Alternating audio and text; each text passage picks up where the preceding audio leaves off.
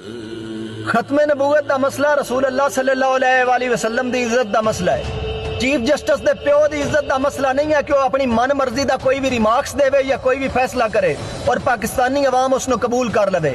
आईने पाकिस्तान 26 करोड़ अवाम की विरासत है। चीफ जस्टिस के अब्बा जी की छड़ी हुई विरासत विचों नहीं है। कोई भी कुत्ता बिल्ला उठता है तो खत्मे नबूवत के कानून में जाके पै जाता है। तुहानू भुल लगी है जे तुसीं कादियानियां दी रिटायरमेंट तो बाद दित्ती हुई बिल्डिंगां नाल वफा करने वास्ते खत्मे नबूवत के कानून नाल छेड़खानी कर सकते हो ना, ते असीं रसूल अल्लाह सल्लल्लाहु अलैहि वसल्लम दी इज्जत नाल वफा करने वास्ते मुमताज हुसैन कादरी दे राह उत्ते भी चल सकते हो। जे तुसीं शैतान तासीर बनने नूं तैयार हो ना, मुमताज कादरी भी बंदूक नाल लेके कोई नहीं गया।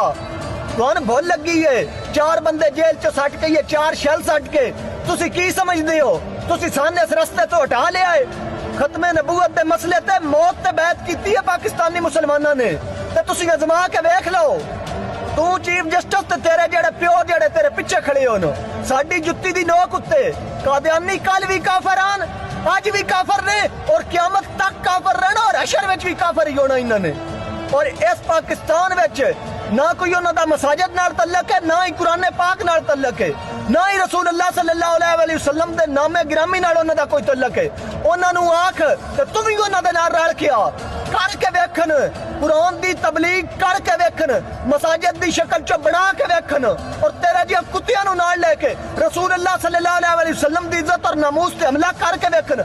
जे वड के ना रख दित्ते ते अखियां च तुसीं बच्चे लगदे हो।